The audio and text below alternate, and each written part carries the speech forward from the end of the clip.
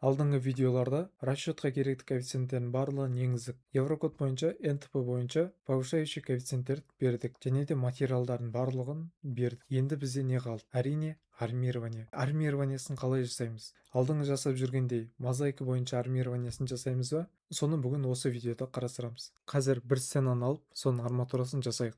6-шы осьтағы стена расчет жасалған. Арматурасын қарау үшін железобетон көреміз. X және де Y. Арматураны қарамастан бұрын біріншіден месіне оси тексеріп алу керек. X қай бағытта, Y қандай арматура. Оны флагресованияда мына жерден месіне оси қосамыз. Мынаны қосамыз. Месіне оси қосқан кезде цвет бойынша X бағытын және Y бағытын көреміз. Y бағыты ол вертикальный арматура, X бағыты горизонтальный арматура.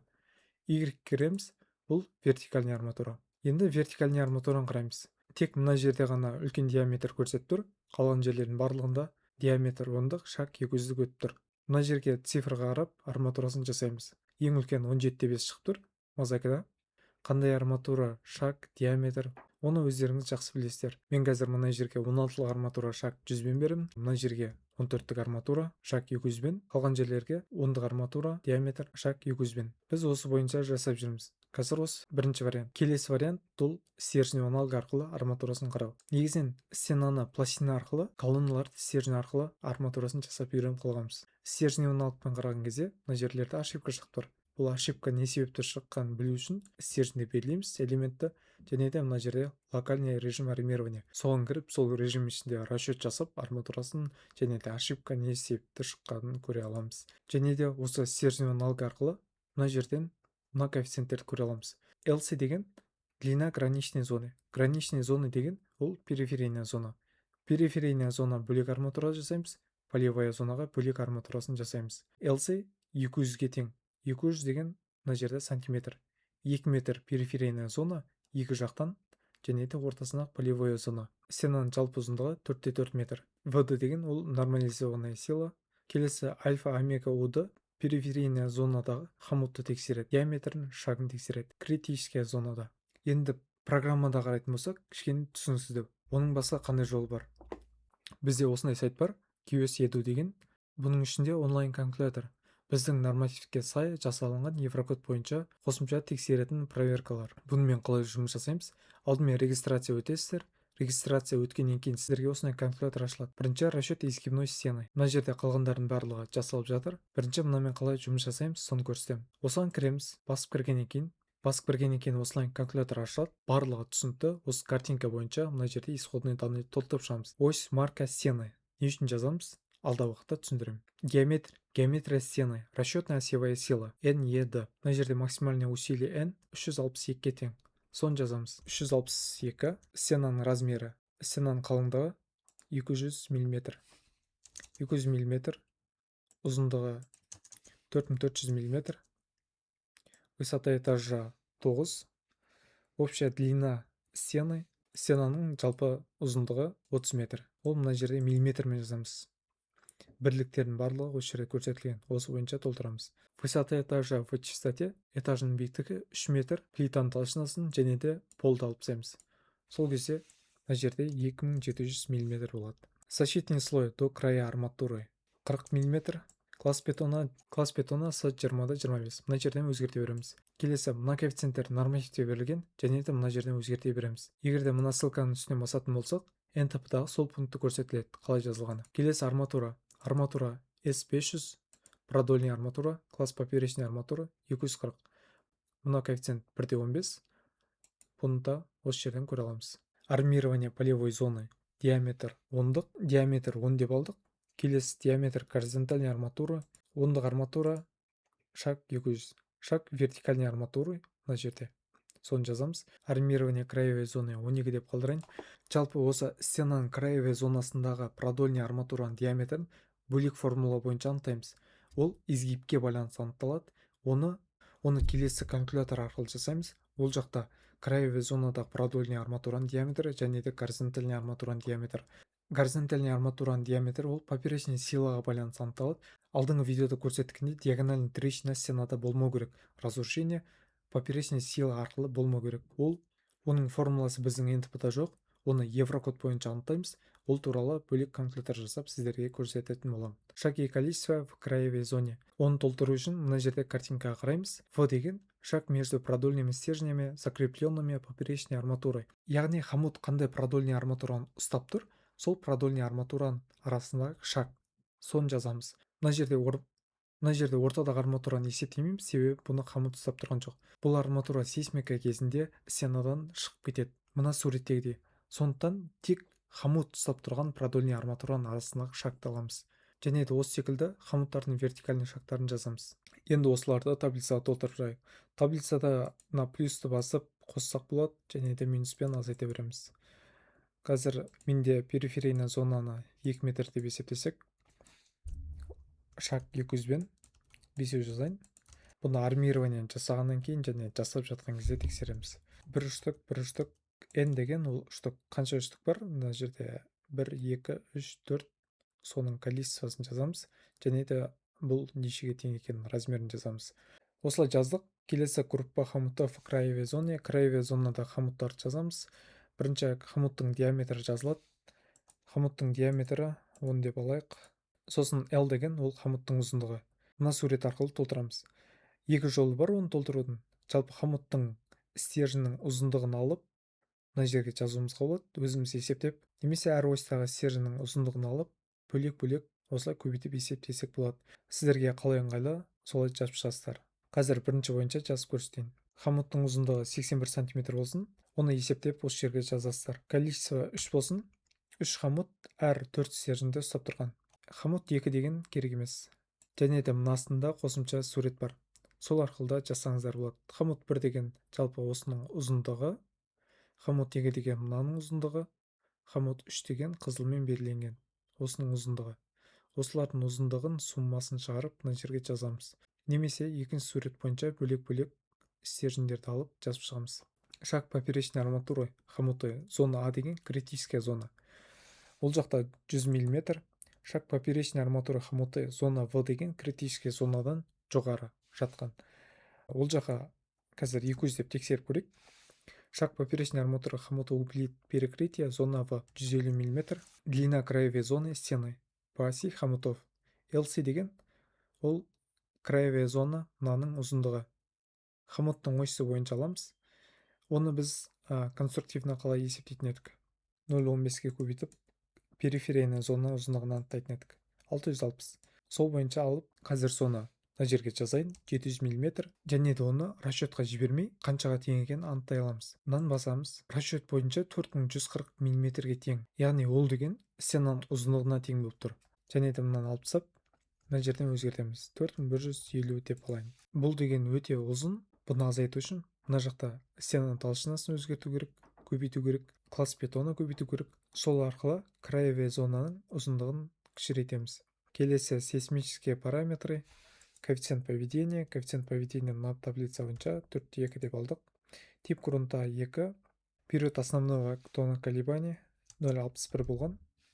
Соны осы жерге жазамыз. Барлығын толтырғаннан кейін рассчитать дегенді басамыз. Рассчитать басқаннан кейін мына жақта бірнеше пункттер бар. Оны осы жерде кнопка арқылы басып тексереміз, немесе жоғары жақтан тексерсек болады.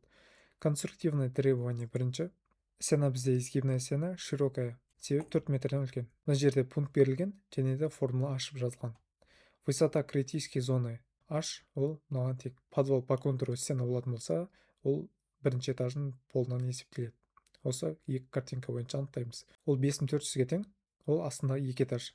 Және принимаем 5 метр. Себебі мына жердегі условия арқылы 5 метр қабылдаймыз. Минимальная толщина стены критический зонада. Егер де критический зонада перемычка болатын болса, вдоль стены және де диагональный арматура болса, сол направлениеда ол бойынша басқа условия орындалу керек. Оны мына жерде галочка арқылы басып көре аламыз. Егер де диагональный арматура болса, минимальная толщина 250 мм және де мына формула орындалу керек. Бізде диагональный арматура жоқ, сондықтан мынаны өшіреміз. Келесі минимальный толщина ограниченных периферийных элементов. Ол деген мына жерде картинка арқылы көрсетілгенде анықтаймыз. Егер де екінші направлениеда стена келетін болса, фланцевая стена, бұл условия орындамасақ болады. Келесі минимальная длина ограниченного периферийного элемента LC көп болу керек 660 мм. Расстояние между продольными стержнями. Ол деген жаңа хомут ұстап тұрған екі продольный арматураның арасындағы шаг. ол 200 мм кем немесе тең болу керек. Біз 200 мм деп алдық, ол условие орындалып тұр. Шаг хомуты в зона А. Критическая зонада хомуттың шағы қанша болу керек? Мына условие бойынша 54 мм, біз 100 мм деп алдық. Ол условие орындалмай тұр. Шаг хомуты в зона В. Критическая зонадан жоғары 108 мм, 200 мм. Неге бұндай аз сан шығып жатыр? Себебі стенаның толщинасы 200 мм аз. Шаг хомутов у плит перекрытия орындалып тұр. Және де астына басқа да условиялар бар. Олардың барлығы орындалып тұр. Оларды мына пункт бойынша көруге болады. Осы орындалғаннан кейін нормализованные силы, стена нормализованные силы тексереміз. Ең астында условие выполняется, не выполняется шығады. Бізде орындалып тұр. Келесі коэффициент пластичности, ол нешеге тең? Ең соңында 11-57-ге тең. Длина ограниченной зоны LC. Енді осын қарайық. LC расчет бойынша мына жерде 2322-ге тең. Ол стенаның ұзындығынан кіші. Условие орындалып тұр. Исходный данные қараған кезде 4150 болды. Қазір мына жерде басқа. Оның себебі біз мына жерде коэффициент поведения өзгерттік. Коэффициент поведения өзгерткеннен кейін расчет деп басамыз. Сол кезде мына өзгереді. Сонда 2350 мм деп қабылдаймыз. Қайтадан рассчитать. Длина ограниченной зоны. Исходный данныйларды өзгерткеннен кейін қайтадан мына проверкаларды қарап шығу керек. Келесі условия альфа, омега, д. Хомуттарды периферийный зонада тексереміз. Критический зонада және де LC ұзындықта хомуттар қалай орналасуы керек. Мына жерде барлығы формула қалай анықталғаны бізге керегі ең соңындағы условия. Мына жерде бірінші условия орындалып тұр.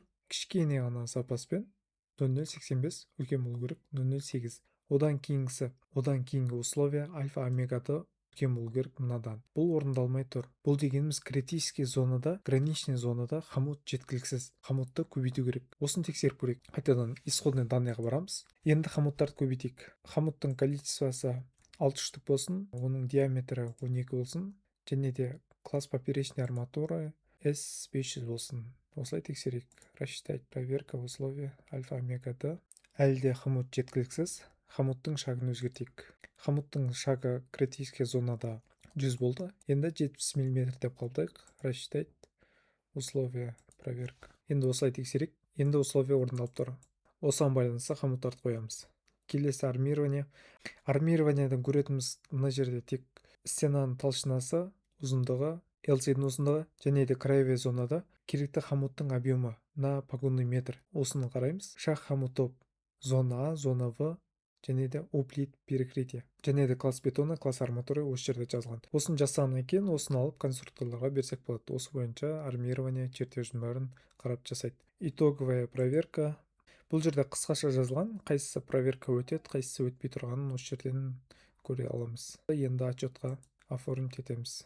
Оформить еткенде өзі оформить етіп береді. Осылай біз тек қана бір қарап тексеріп шығамыз. Печать сохранить дегенді басамыз. Мына жерден форматтарын таңдаймыз. Қандай форматта керек? Мысалы, фон деген бассақ, фон осылай болады. Алып тастаймыз. Осы жерден галочканы қойып азайтып таңдай береміз. Страницаны таңдаймыз. 2 страница керек болса, осылай, немесе 3 страница, 4 страница, осы бойынша. Көп бет болмау үшін осылай ыңғайлы жасалған. 1 немесе 2. 2 деп қалдырайын. Сохранить деген басамыз. Скачать етеміз. Соңғы айтпай кеткен бір функция бар. Соны көрсетейін. Мына жерде сборник деген бар. Блок 1. Осыған кіреміз. Қазір мына бәрін өшіріп тастайын. Очистить блок. Окей. Исходный данные барамыз. Исходный данные бірінші айтқандай, мына жерде стенаның маркасы немесе осьқа байланысты чертежда қалай, солай жазамыз. Бірінші, бұл не үшін жазылған? Бір блокта бірнеше стена бар. Соның барлығын отчетқа сақтау керек. Соны жинау үшін осы функция енгізілген. Стена 1 дейміз. Стена 1 бойынша барлығын тексеріп шығамыз. Рассчитать дегенді басамыз. Басқаннан кейін мына жерде сохранить в блок деген бар. Сохранить етеміз. Барлығын тексеріп болғаннан кейін блок 1-ге сохранить еттік. Келесі SM2 деген бар. Соған байланысты өзгертеміз барлығын. Рассчитать деп оны да тексереміз. Сохранить в блок 1. Сосын стена 3. Дәл осылай бірнеше стенаны тексеріп, осы бір блокқа жинаймыз. Бір папкаға жинаймыз.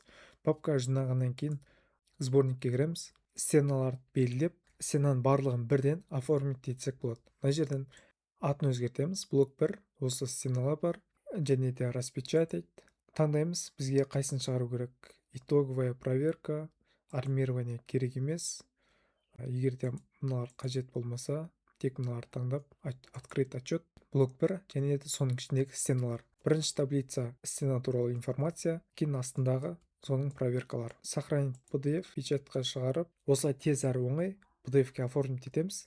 Формулалардың барлығымен, сосын отчетқа осын қосамыз. Бұл онлайн калькуляторды қолдану үшін астында сілтеме қалдырамын, сол сілтемеге өтіп тіркеліп қолдана берсеңіздер болады. Егер де бұл видео пайдалы болса, калькулятор көмектессе, лайк басып комментарий жазыңыздар, достарыңызбен бөлісіңіздер.